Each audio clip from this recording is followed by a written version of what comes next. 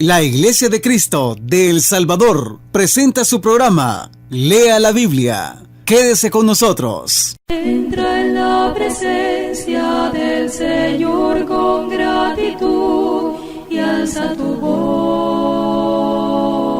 con júbilo.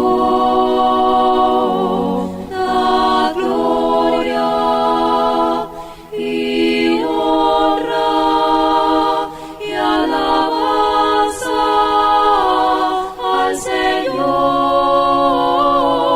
oh Cristo, nombre sí. En el tiempo del primer siglo, el diablo fue permitido poco tiempo para perseguir a la iglesia del Señor abiertamente.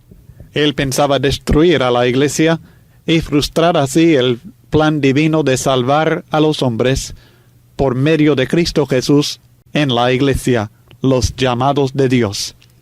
Lleno de ira contra el pueblo de Dios, el diablo se fue a hacer guerra contra todos los cristianos, los que guardan los mandamientos de Dios y tienen el testimonio de Jesucristo.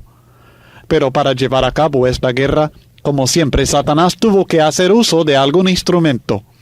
Tuvo que preparar su pueblo malvado para sus propósitos destructivos. Así que por este poco tiempo que Dios le había permitido, el diablo buscó la ayuda de hombres perversos para llevar a cabo la persecución de la iglesia del Señor en el tiempo del apóstol Juan.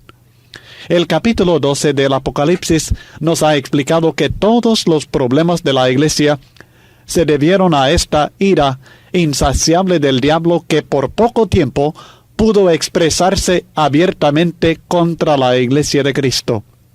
Ahora, en el capítulo 13, la palabra nos revela las fuerzas humanas que él ocupó para llevar adelante esta campaña de persecución contra los discípulos de Cristo Jesús. Debemos recordar siempre que estas visiones son simbólicas y que tienen que ver con los problemas que cruzaban los cristianos de aquel tiempo, aunque también en principio tienen aplicación a nuestro tiempo y los problemas del cristiano hoy en día. Pero el cumplimiento de estas visiones pertenece a aquel tiempo, no a tiempos modernos ni al futuro. En Apocalipsis 13, versículos 1 al 10, la Biblia dice: Me paré sobre la arena del mar, y vi subir del mar una bestia que tenía 7 cabezas y 10 cuernos, y en sus cuernos 10 diademas, y sobre sus cabezas un nombre blasfemo. Y la bestia que vi era semejante a un leopardo, y sus pies como de oso, y su boca como boca de león. Y el dragón le dio su poder y su trono y grande autoridad. Vi una de sus cabezas como herida de muerte, pero su herida mortal fue sanada, y se maravilló toda la tierra en pos de la bestia. Y adoraron al dragón que había dado autoridad a la bestia, y adoraron a la bestia diciendo: ¿Quién como la bestia? ¿Y quién podrá luchar contra ella? También se le dio boca que hablaba grandes cosas y blasfemias, y se le dio autoridad para actuar 42 meses. Y abrió su boca en blasfemias contra Dios, para blasfemar de su nombre, de su tabernáculo, y de los que moran en el cielo. Y se le permitió hacer guerra contra los santos y vencerlos.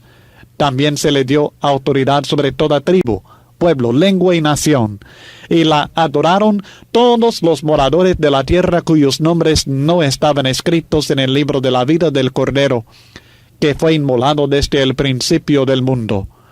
Si alguno tiene oído, oiga. Si alguno lleva en cautividad, va en cautividad. Si alguno mata a espada debe ser muerto. Aquí está la paciencia y la fe de los santos. La bestia del mar es el primer aliado simbólico que el diablo consiguió para su guerra contra los santos. Ha habido mucha especulación acerca de la identidad de esta bestia y del tiempo de sus actividades contra el pueblo de Dios. Algunos la han identificado con el Papa de la Iglesia Católica Romana. Otros han afirmado que fue Hitler. En casi toda época, ciertos religiosos han encontrado a alguien de su generación que supuestamente cumple la profecía de la bestia. Pero tales interpretaciones no toman en cuenta el contexto bíblico ni histórico de el Apocalipsis, ni de la serie de visiones que se presentan en los capítulos 12 y 13. Realmente no vamos a ver todos los detalles sobre la interpretación de la bestia hasta que lleguemos al capítulo 17, donde el mismo libro inspirado nos presenta su interpretación del símbolo de la bestia y casi todo lo relacionado con ella. Pero le anticipo que al llegar al estudio del capítulo 17, no habrá ninguna duda en la mente de todos, si somos sinceros en aceptar únicamente lo que la Biblia dice, y sabremos de quién se trata. Veremos claramente, empezando aún en este capítulo 13, que se trata del Imperio Romano. La bestia del mar, en especial, representa Roma, la perseguidora de los santos. La persecución de la Iglesia por el poder civil de Roma es la enseñanza de este capítulo en los primeros 10 versículos que ya leímos. Esta interpretación no es mía, ni la de la Iglesia, sino la que presenta la Biblia misma si la estudiamos cuidadosamente. No quiero que ninguno de ustedes acepte esta interpretación sencillamente porque se la hemos propuesto. Tampoco debe rechazarla sencillamente porque contradice una opinión o punto de vista que usted ya tenga. Lo que le suplico es que estudiemos en detalle con toda sinceridad la revelación divina acerca de estos mensajes simbólicos sin ningún afán por doctrinas humanas. Con esto en mente vamos a empezar a escudriñar punto por punto lo que nuestro texto nos revela acerca de la bestia del mar, dependiendo como siempre de la Biblia misma para dar fiel interpretación de cada símbolo.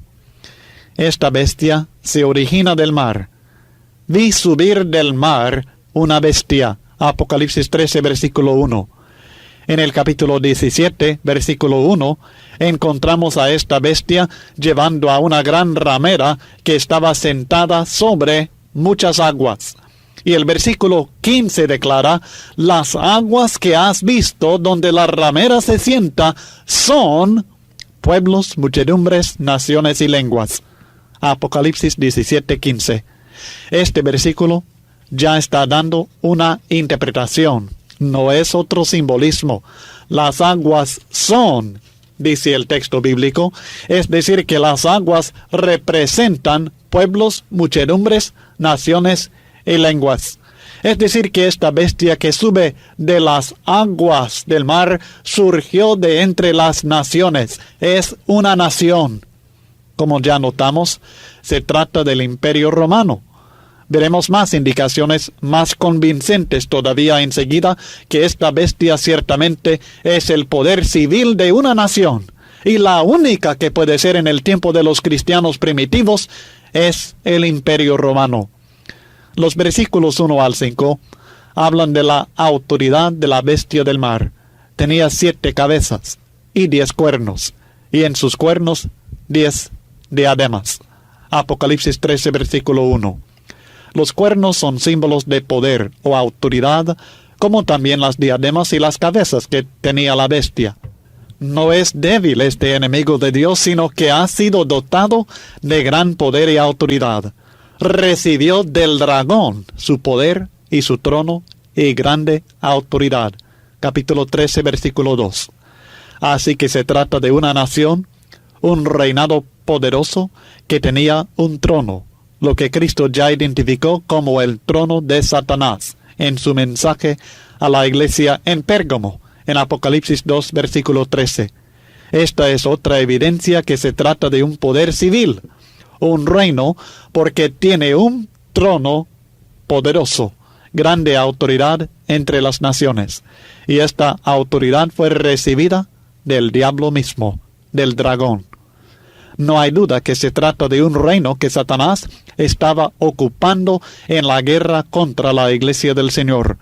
No debemos olvidar la relación entre la guerra que Satanás había emprendido contra el pueblo de Dios en el primer siglo, como estudiamos en el capítulo 12, y la guerra que la bestia llevaba contra los mismos con la autoridad que recibió del diablo. Por supuesto, debemos recordar también que la autoridad del diablo, y todo hombre también, es permitida por Dios. Y según las dos lecciones anteriores que hemos estudiado, en este caso fue permitida por poco tiempo. El poder, sin embargo, de esta bestia, enemiga de los santos, fue grande, y alcanzó la lealtad de las muchedumbres. Se maravilló toda la tierra en pos de la bestia, y adoraron al dragón que había dado autoridad a la bestia, y adoraron a la bestia, diciendo: ¿quién como la bestia? ¿Y quién podrá luchar contra ella? Apocalipsis 13, versículos 3 y 4.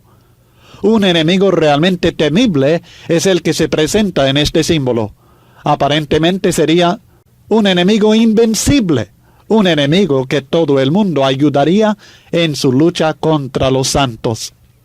Pero gracias a Dios, como fue el caso del dragón, la bestia también recibió su autoridad por un tiempo limitado y relativamente breve, lo que el texto llama simbólicamente 42 meses. Este es el mismo período simbólico que hemos encontrado ya varias veces en nuestro estudio del Apocalipsis. Hay varias maneras de referirse a este mismo tiempo. A veces solamente se llama un poco de tiempo. A veces es llamado 42 meses, o sea, 3 años y medio. En otras ocasiones, la palabra se refiere a lo mismo como 1260 días, también 3 años y medio, según el calendario antiguo. Y luego tenemos la expresión un tiempo, tiempos, y la mitad de un tiempo, o sea, 3 tiempos y medio. Este es el período de tiempo que Dios permitió para que Satanás se airara contra la iglesia por medio de esta bestia, o sea, esta nación perseguidora de los santos. Es un tiempo de terrible sufrimiento, pero un tiempo limitado, relativamente breve. Es un tiempo de persecución, pero también de protección para los cristianos. Es un tiempo de aparente derrota que termina en victoria para el reino de Cristo. Este es el tiempo que la bestia tenía para actuar en la guerra contra la iglesia que Satanás había iniciado. En este punto está el consuelo para la iglesia de aquel tiempo y de todo tiempo. Siempre se han levantado enemigos de la causa de Dios, pero estos enemigos siempre duran poco tiempo, y el Rey Eterno sigue adelante junto con su reino inconmovible. La bestia recibió poder por unos cuantos años. El poder de Cristo es eterno. Él sigue después que todo enemigo se ha quedado atrás, derribado y olvidado. De corazón, entra en la presencia del Señor con gratitud y alza tu voz con jubileo.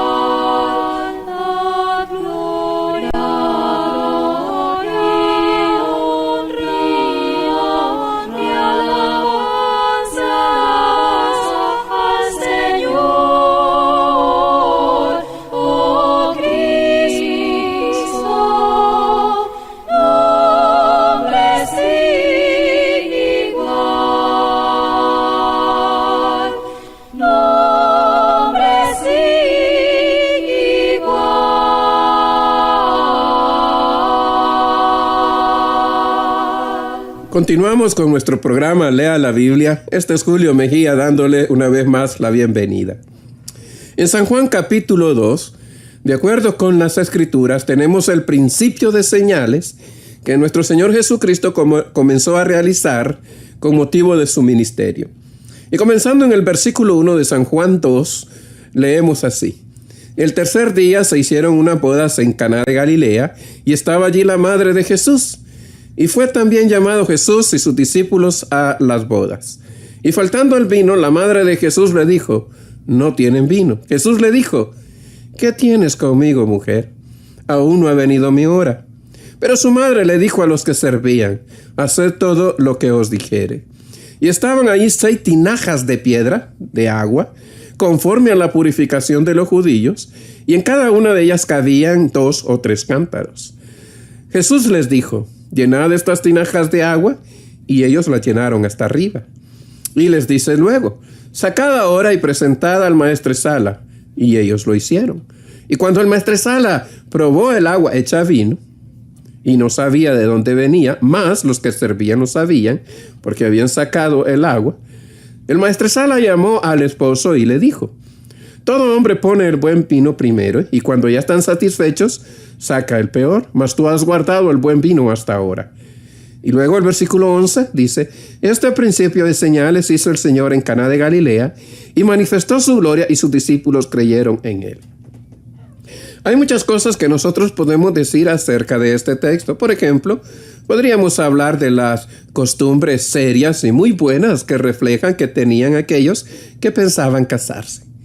También podemos hablar acerca de lo que la Biblia enseña acerca de la relación entre Jesús y su madre, y las palabras que ella dice y la actitud, etc. También podríamos hacer una larga discusión acerca del vino. Y si el Señor Jesús, por supuesto, apoya o está de acuerdo en que las personas tomen vino, especialmente hablamos del jugo de uva fermentado. Podemos hablar de varias cosas. Sin embargo, el punto parece estar definido en el versículo 11, cuando la Biblia dice que esto es una señal. Si una señal significa que el hecho que se está presentando tiene un mensaje detrás de ella. Por ejemplo, cuando usted camina por la calle y llega a una esquina y aparece la señal de semáforo peatonal y aparece una gran mano azul que le dice que se detenga. Ahora, usted podría centrarse en la mano y pensar cuántos puntitos o rayitas azules tiene. Usted puede estar pensando que le gusta el color azul, que la mano es bastante grande, y usted puede seguir caminando e ignorar el significado de la señal. Y por supuesto, eso sería un gran peligro para usted. Pero el objetivo de esa mano es decirle a usted: deténgase, no cruce la calle. No es para que se quede observando y analizando la mano, ¿verdad? Con todos sus puntitos, con su color, con su tamaño, lo bien hecha que está, y cómo es posible que por medios electrónicos se lograra este tipo de obra. Ese no es el propósito, sino el propósito es darle un mensaje que debe creer. Entonces, ¿cuál es el mensaje que usted debe de creer y aceptar aquí en la epístola de San Juan? Déjeme darle rápidamente algunos puntos que debemos de contemplar en base al contexto. Por ejemplo, si usted va al capítulo 1 de San Juan, usted comienza a darse cuenta que en San Juan se comienzan en este capítulo 1 a hablar acerca de algunos días. Por ejemplo, desde el versículo 19 tenemos el testimonio de Juan acerca de Jesús, que Jesús es el Cristo y que él no era el Cristo. Luego, cuando usted llega hasta el versículo 29, lee: al siguiente día,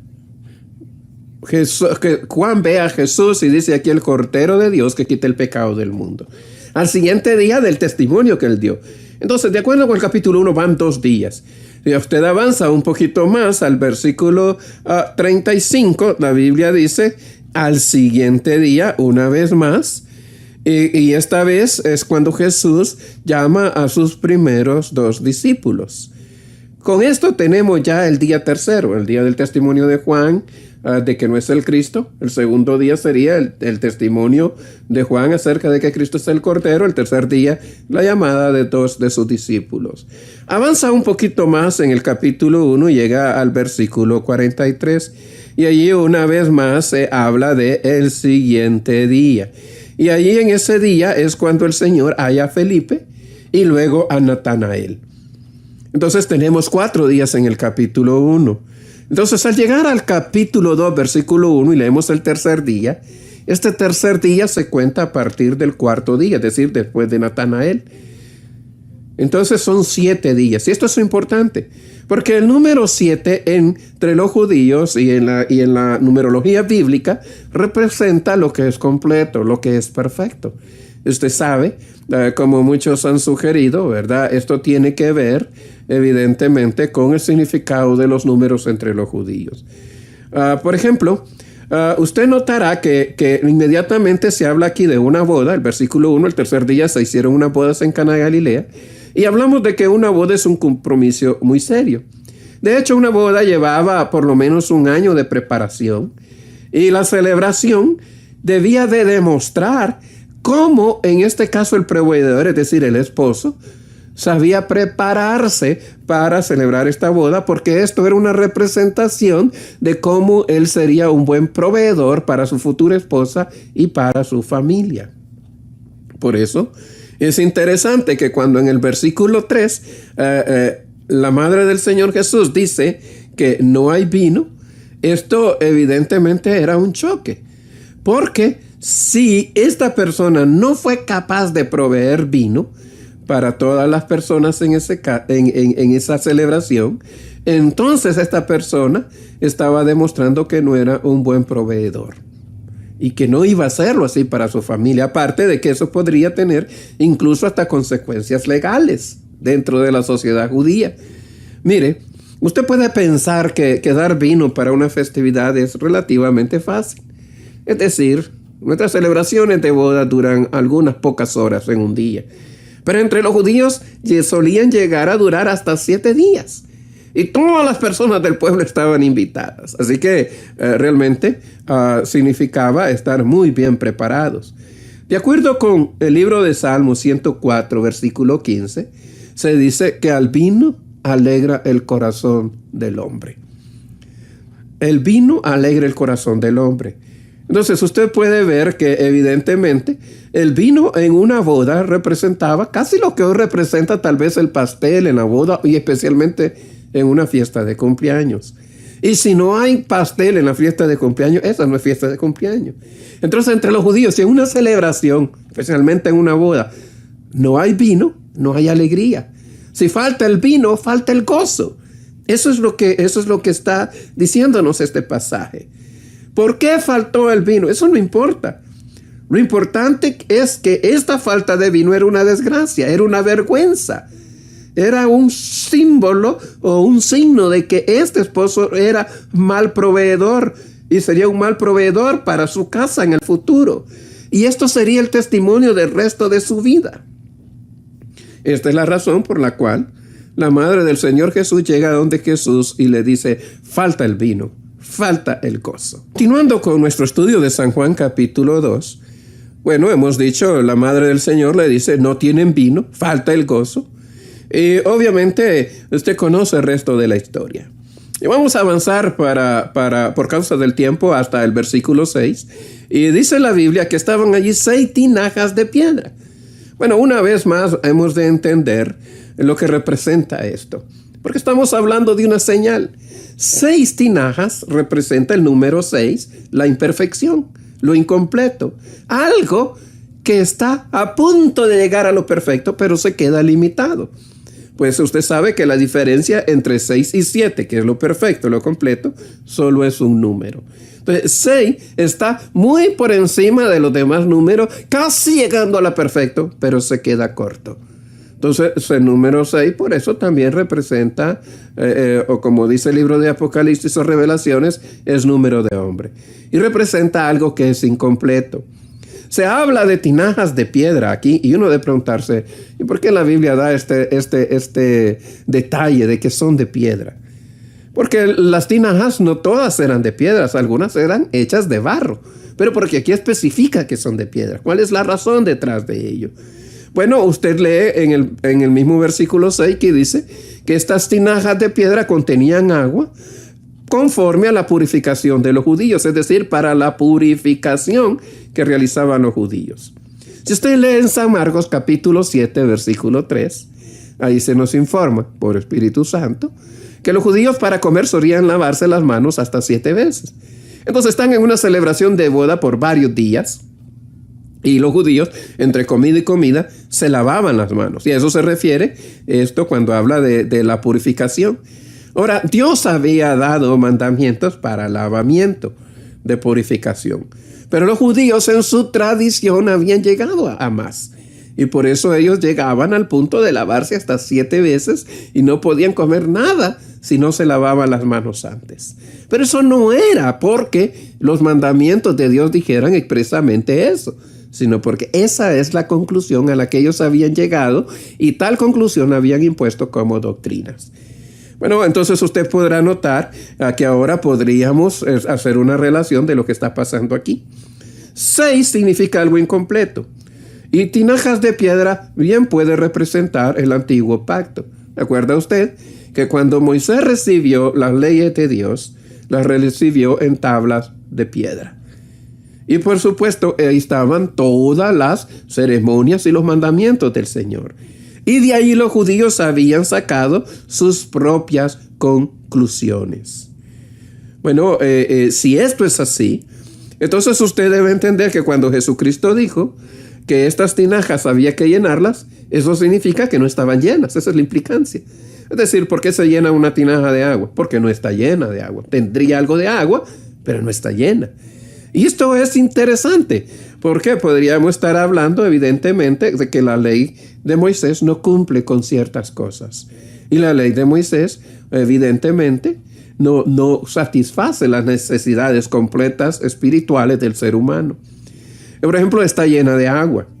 Y el agua en la Biblia y en todo el mundo, usted sabe, es una necesidad, pero no representa un gusto o algo excepcional. El vino no es una necesidad, sino que el vino, evidentemente, es algo que va más allá de la necesidad. Usted necesita agua para vivir, pero el vino ya es un gusto, ya es un lujo, podríamos decir. Entonces, agua no representa así un gozo, sino una necesidad. Entonces, cuando Jesucristo dice, llenen, y luego Él transforma esa agua en vino, usted puede ver que Cristo está haciendo un cambio. Jesús es el creador de una nueva era. Jesús comienza a dar orden según su voluntad, pide que se llene y se llenan hasta arriba, y luego dijo sacad. Es interesante que los siervos no reclamaron, no hicieron conjeturas, no hubo oposición, ni siquiera hubo duda de obedecer lo que el Señor decía. Aunque ellos sabían que lo que habían echado en las tinajas era agua, ellos sacaron. Aunque ellos sabían que lo que tenían que llevar al maestresala era vino, ellos obedecieron llevando el agua. Entonces obedecen. Y evidentemente en esta obediencia vino el cambio. Porque si usted lee en el versículo 9, uno se preguntaría, ¿cuándo fue que Cristo transformó el agua en vino? Y lo que la Biblia dice es que el maestresala no sabía de dónde había salido el vino, pero los siervos sí, que habían sacado, ¿nota usted ahí en el versículo 9? Agua. Pero cuando llegó al maestresala, él probó vino del bueno, del mejor. ¿Cuándo se transformó el agua en vino? ¿Cuándo lo hizo el Señor? Mientras los siervos van caminando en obediencia al Señor y en confianza, porque no iban a obedecer si no hubiera confianza. Ahora volvemos al significado. Vino es gozo. Y el buen vino representa el verdadero gozo. ¿Recuerda usted que estábamos diciendo que esto lo hizo Señor Jesucristo en el 7º día? Pues el número 7 otra vez representa lo completo. En otras palabras, esta es una señal de que como Cristo, ya con su venida, está haciendo el cambio de la ley a la gracia. De algo bueno como era la ley a algo mejor que es la gracia. Siempre el final es mucho mejor en el mundo espiritual. Quiero, por favor, que por un momento usted considere el capítulo 1 y usted considere el testimonio que nos da Juan ahí. Dice nuestra Biblia, y usted lo puede leer junto conmigo, que Juan comenzó diciendo que el que venía detrás de él era primero que él, y que él estaba en el versículo 16 del capítulo 1, dice Juan el Bautista, de su plenitud tomamos todos y gracia sobre gracia, o gracia por gracia. Y luego en el 17 dice, porque la ley por Moisés fue dada, mas la gracia y la verdad por medio de Jesucristo. ¿Nota usted esto? En otras palabras, hay que entender esto. La ley de Moisés fue buena, pero la ley de Moisés me decía que yo soy pecador.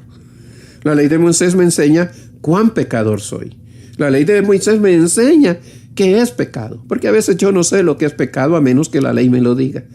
A eso se refiere Pablo cuando dice, yo no codiciaría si la ley no dijera no codiciéis. ¿Por qué? Porque yo no sé lo que es la codicia y lo estoy haciendo sin darme cuenta, pero cuando leo la ley me doy cuenta que soy pecador y qué tan terrible es mi pecado y cuáles son las consecuencias de mi pecado. Pero la ley no provee una solución para mi pecado realmente. Por eso es que Juan dice ahí que la ley viene por Moisés, pero la gracia y la verdad por medio de Jesucristo. Y aunque habría que explicar mucho acerca de la gracia y la verdad, el tiempo se nos ha acabado. Pero mi estimado amigo y hermano, una de las cosas que debemos de entender es que Jesucristo trae el verdadero gozo, el buen vino. Él trae un verdadero cambio. Si no fuera por este cambio, no habría gozo verdadero. Aún estaríamos bajo la ley, sabría que soy malo, esperaría que algún día viniera mi Redentor en el futuro, pero mientras tanto viviría bajo la culpa del pecado, envuelto en la vergüenza espiritual. Mi vida espiritual no sería un banquete. Pero Jesús vino y estableció un nuevo pacto. La Biblia dice que lo hizo a través de su sangre. De hecho, cuando estableció la última cena, tomó la copa y dijo, hablando de una copa con jugo de la vid o fruto de la vid, dijo, esto es mi pacto, este es el nuevo pacto en mi sangre. Él transformó en esta ocasión la vida de un hombre, de una pareja, de una casa, y transformó la vida de una nación. Y si usted y yo nos hemos equivocado, ya no es tiempo de quejarte. ¿Que usted cayó? Yo sé que no debía hacerlo. Pero ya estuvo, dele vuelta a la página, no busque culpables, deje de pelear, no se oculte. Si metimos la pata, bueno, ni modo. Si entramos en un desastre, eso debe ser cuestión del pasado. Jesucristo es especialista en cambiar las cosas. Llene de agua el recipiente, su tinaja, y deja que el Señor produzca el milagro mientras usted le obedece y confía en Él. Ponga su vida en sus manos. Esta es la única forma de obtener cambios haciendo su voluntad. No importa lo que le diga la experiencia, su mente o sus sentimientos, obedezca. Y como dice el texto, usted verá la gloria de Dios. Confíe en el Señor y obedezca. Visite la iglesia de Cristo en su comunidad o la que le quede más cercana. Que el Señor le bendiga. La Iglesia de Cristo en El Salvador presentó su programa Lea la Biblia. Sintonícenos todos los domingos a las 7 de la mañana en Radio Progreso. Llámenos o escríbanos al WhatsApp para cualquier consulta o sugerencia al 7335-3888. 7335-3888. Consulte nuestro sitio web www.iglesiadecristo.org.sb o www.cultivandoelalma.com. Si usted viaja al área de Los Ángeles, California, visite la Iglesia de Cristo en Van Nuys. Estamos en el 14655 del Sherman Way Boulevard. Llámenos al 818-9354-638 para brindarle más orientación.